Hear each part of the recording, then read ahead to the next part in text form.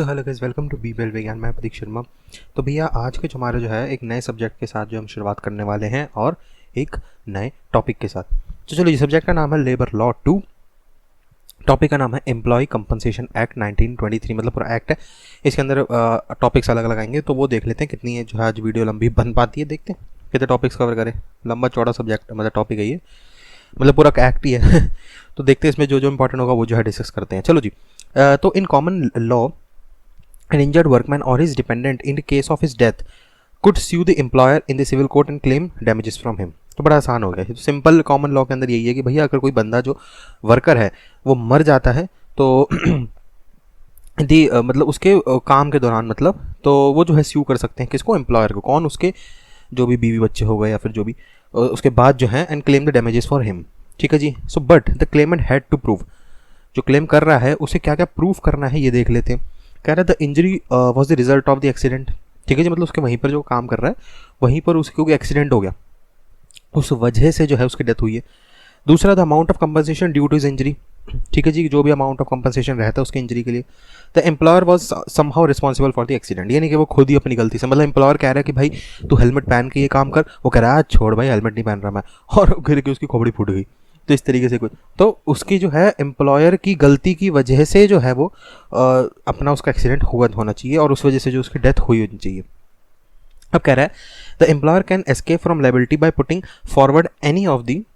अब एम्प्लॉयर किस तरीके से बच सकता है? हमने क्लेमेंट की तो बात कर ली है, लेकिन एम्प्लॉयर कौन कौन से पॉइंट को है अपना डिफेंस लेकर जो है वो बच सकता है लायबिलिटी से पेमेंट करने की डैमेजेस के लिए। वो क्या है वो देख लेते हैं। पहला है डॉक्ट्रिन ऑफ अज्यूम्ड रिस्क। मतलब क्या इसका? If the workman new the nature of the risk, अगर वर्कमैन को पता था, वही चीज़ हो गई ना, एम्प्लॉयर ने कहा कि भाई ये काम जो है तो थोड़ा ध्यान से कर, मैं तो कह रहा हूँ मत ही कर, तू इतना ट्रेंड नहीं है, लेकिन वो कह रहा है छोड़ भाई मैं कर लूँगा कोई दिक्कत नहीं, चौड़ चौड़ में चला गया और मर गया। ठीक है जी। तो वर्कमैन को बताया हुआ था एम्प्लॉयर ने, या वर्कमैन को पता था कि इसमें मुझे रिस्क है, मैं नहीं कर सकता, इसका कैपेबल नहीं हूँ, लेकिन फिर भी वो कर रहा है। दूसरा, the doctrine of contributory negligence. मतलब if the workman himself is the guilty of negligence. वही चीज़ अगर वर्कमैन एम्प्लॉयर ने कहा हेलमेट पहन ले भैया नहीं तो तेरी खोपड़ी फूट सकती है इसमें, और यार छोड़ नहीं पहन रहा मैं, नेग्लिजेंस करके खुद ही मर गया, उसकी खुद की गलती थी वो। तीसरा, डॉक्ट्रिन ऑफ कॉमन एम्प्लॉयमेंट। मतलब if one workman is injured by the act और ओमिशन ऑफ अनदर वर्कमैन, तो उसमें एम्प्लॉयर की क्या गलती हुई? समझ रहे हो? अगर एक वर्कमैन मरा है किसी और वर्कमैन की वजह से, तो उसमें एम्प्लॉयर की क्या गलती हुई ये बताओ? कुछ भी नहीं। तो ये उसका डिफेंस, ये सारे डिफेंस है किसके? एम्प्लॉयर के। The personal claim comes to an end with the death of either party doctrine. ठीक है जी। फिर आता पांचवा, doctrine of unknown person responsibility. मतलब accident caused by negligence of an unknown person. मतलब कोई अलग ही है बंदा जो अननोन है, जो फैक्ट्री में नहीं है या फिर उस जगह पर नहीं है, वहाँ पर वो काम कर रहा है, लेकिन उस वजह से जो है उसकी डेथ हो जाती है। तो उसमें एम्प्लॉयर का तो कोई है नहीं भाई रोल, तो एम्प्लॉयर बच जाएगा। मतलब ये उसका डिफेंस ले सकते हैं सारे पॉइंट्स में। अब वीडियो को कंटिन्यू रखते हैं और इसमें देखते हैं कुछ इंपॉर्टेंट डेफिनेशंस। इस एक्ट के अंदर कुछ इंपॉर्टेंट डेफिनेशंस को देख लेते हैं। पहला है डिपेंडेंट। डिपेंडेंट क्या होता है? सेक्शन 2 के 1 का डी जो है, लिखते जाओ इसको एक जगह पर। 2 के 1 का डी जो है डिपेंडेंट कह रहा है a widow, minor legitimate, adopted son, unmarried legitimate और अडॉप्टेड डॉटर और विडो मदर, सारे जो है डिपेंडेंट हो जाएंगे। तो इनडायरेक्टली यही जो है वो कंप्लेंट करेंगे, जो हमने पीछे करी ना कंप्लेंट की बात, तो यही ऑब्वियसली उसके बाद यही डिपेंडेंट है, उसके वो कमा रहा था वो मर गया, अब ये क्या करेंगे? तो ये चीज़ हो गई। इफ होली डिपेंडेंट, मतलब पूरे तरीके से डिपेंडेंट कौन है? Son, daughter who has attained the age of 18 years and who is inform.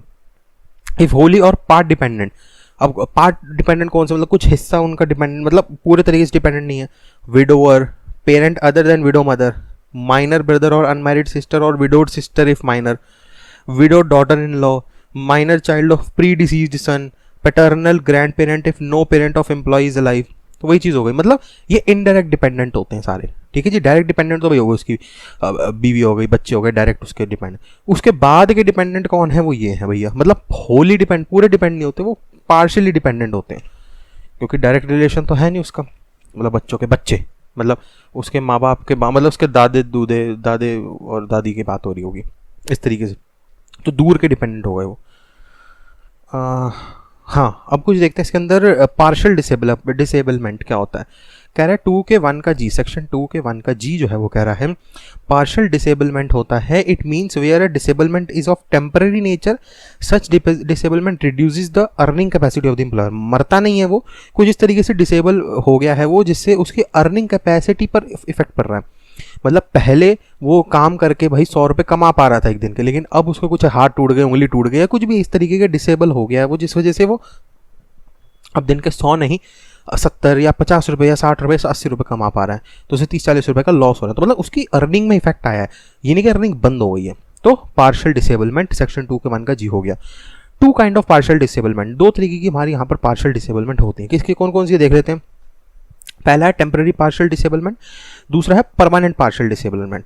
अब ये भी तो हो सकता है कुछ समय के लिए उसकी उंगली चटक गई है, मतलब हड्डी टूट गई है, लेकिन वो 1 महीने 2 महीने बाद वो हड्डी फिर अपनी जगह पर आ जाएगी, उसको टेप टूप करके लगा के डॉक्टर ने कर दिया, वो हो गई टेम्पररी। परमानेंट भैया उसकी हड्डी ऐसी टूटी है कि वो जुड़ ही नहीं सकती। तो देख लेते क्या है।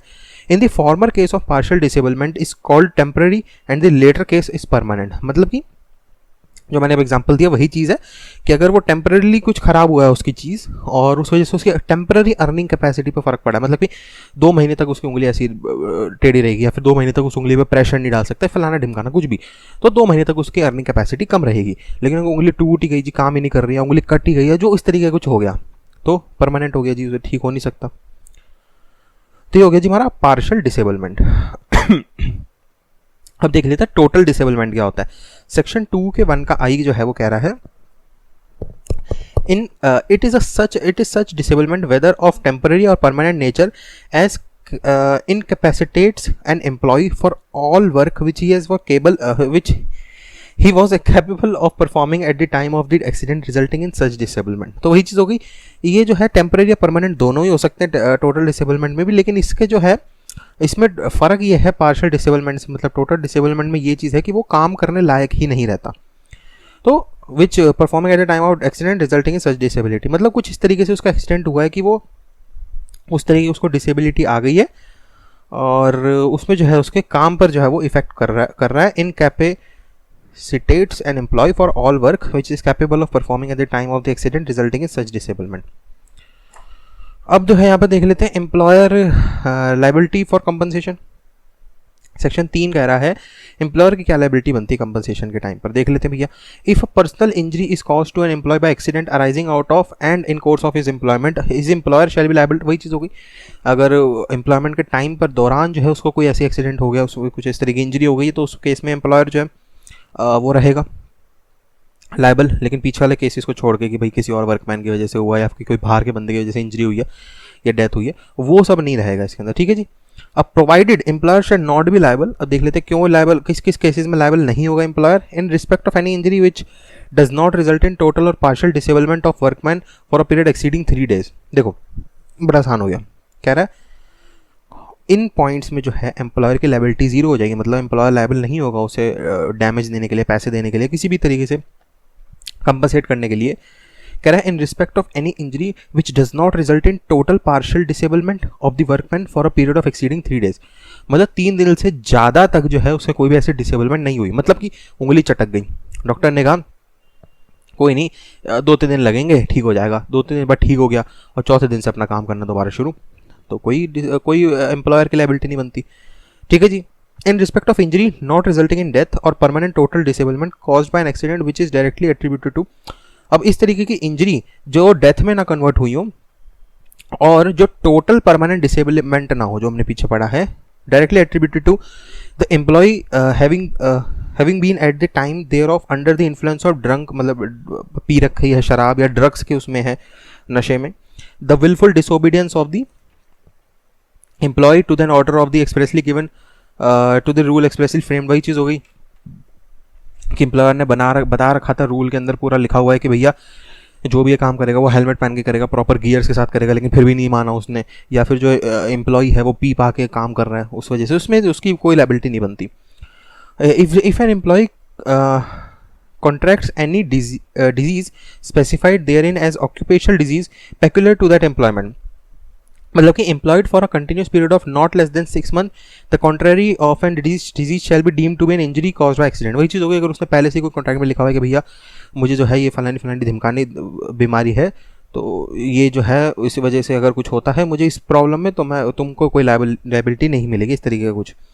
Nothing here in contain shall be, मतलब पहले से उसने बता रखा है कि इस तरीके की कोई डिजीज़ है उसे। हाँ, nothing herein contain shall deem to be confer any right to compensation or compensation on an employee in respect of any injury if he has instituted a civil court suit for damages in respect of the injury against the employer of any other person। वही चीज़ हो गई continuation में, बात घुमा फिरा के वहीं पर आ जाती है कि सारे एम्प्लॉयर की उसने बातें मानी, सबको सेफ्टी गियर सब करा है, सब कुछ माना है, लेकिन फिर भी इंजरी हो जाती है तो उसमें एम्प्लॉयर लायबल होगा। अगर वो पी पा के आ रहा है, ड्रग्स के नशे में कुछ इस तरीके की काम कर रहा है, तो वो लायबल जो है वो नहीं होगा एम्प्लॉयर उसको कंपनसेट करने के लिए कोई भी इंजरी के लिए। और डेथ के केस में मैंने बता ही दिया था पीछे कि अगर कोई थर्ड पर्सन की वजह से हो रहा है उसमें कोई एम्प्लॉयर की लायबिलिटी नहीं बनेगी, या फिर कोई और वर्कमैन की वजह से जो है वो मर गया तो कोई उसकी लायबिलिटी नहीं बनेगी। Employer liability in case of personal injury.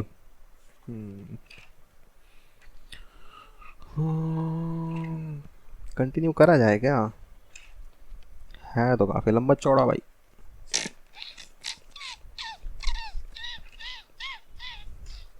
चलो ये टॉपिक और इसमें जोड़ देते हैं, फिर उसके बाद अगले उसमें करेंगे। को यार हो जा भाई। कह रहा है employer liability in cases of personal injury, मतलब सेक्शन 3 का एक कह रहा है if the personal injury is caused to a workman by accident arising out of and in the course of employment his employer shall be liable to compensate। ठीक है जी।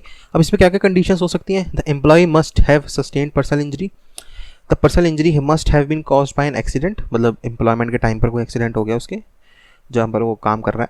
The accident may have arisen out of and in the course of his employment. वही चीज़ हो गई, बात घुमा फिर रख के वहीं ले आता है ये।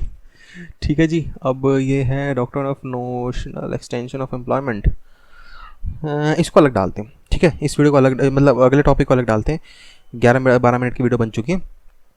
चलो जो यही था वीडियो करने का। वीडियो अच्छी लाइक कर देगा, वीडियो अच्छी डिसलाइक कर दी, कोई दिक्कत नहीं, लेकिन एक रीज़न दे दीजिएगा क्यों आपको वीडियो अच्छी नहीं लगी, ताकि उस चीज़ को जो आप इंप्रूवमेंट लिस्ट में डाल सकूँ। बाकी भैया कमेंट सेक्शन यूट्यूब ने आप लोगों के लिए दिया हुआ है, कोई भी क्वेश्चन सजेशन क्वेरी डाउट है वहाँ पर आप कमेंट करिए, मैं पूरी कोशिश करूँगा आपको वहाँ पर रिप्लाई करने की। डिस्क्रिप्शन खोल के देख लिया करो, वहाँ पर मेरे इंपॉर्टेंट कॉन्टैक्ट्स के जो है वो लिंक दिए हुए, जैसे कि इंस्टाग्राम का लिंक दिया हुआ जिसके थ्रू आप मेरे से टाइपिंग के थ्रू बातचीत कर सकते हैं, या फिर कॉल फॉर ऐप का लिंक दिया हुआ है जिसके थ्रू आप डायरेक्टली आप मेरे से कॉल के थ्रू जो है वो भी लाइव जो है बातचीत कर सकते हैं। सब्सक्राइब अगर करा हुआ है तो आपसे बढ़िया बंदा कोई नहीं है, सब्सक्राइब नहीं करा तो कर लो। ऐसे इंपॉर्टेंट सब्जेक्ट्स और ऐसे इंपॉर्टेंट टॉपिक्स जो है तुम लोग कर दोगे मिस। और सब्सक्राइब के साथ एक बेल आइकन को उसको क्लिक करके ऑल पे कर देना, ताकि सारे नोटिफिकेशन आपके पास पहुंच जाए जैसे ही मैं कोई भी जो है वीडियो अपलोड करता हूँ वैसे ही। चलो जी, thank you to be well gone, Pratiksha में signing out, bye, take care and या कोरोना से बच के। और कंटिन्यू रखते हैं वीडियो को, बस डाल लग रहा हूँ मैं।